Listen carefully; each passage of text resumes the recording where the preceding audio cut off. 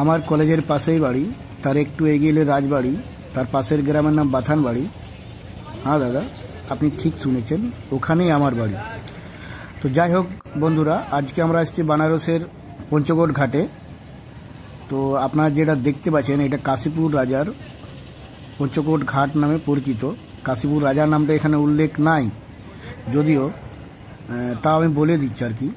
তো এটা কাশীপুর রাজা যখন ছিলেন তখন এই ঘাটটা উদ্বোধন হয়েছিল, আর সেই ঘাটটা এখনও পঞ্চকোট ঘাট নামে পরিচিত আছে। তো প্রত্যেকটা স্টেটের, প্রত্যেকটা রাজ্যর আলাদা আলাদা ঘাট আছে। আমাদের রাজ্যের পশ্চিমবাংলার আরও কোনো ঘাট আছে বলে জানি নাই, তবে কাশীপুর রাজা, পুরুলিয়ার কাশীপুর রাজার একটা ঘাট আছে, পঞ্চকোট ঘাট।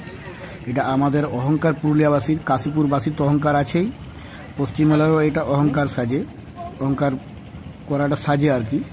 কারণ ইউপির মতন একটা জায়গাতে বানারসে পঞ্চকোট ঘাট আছে। থ্যাংক ইউ যারা ভিডিওটা দেখছেন।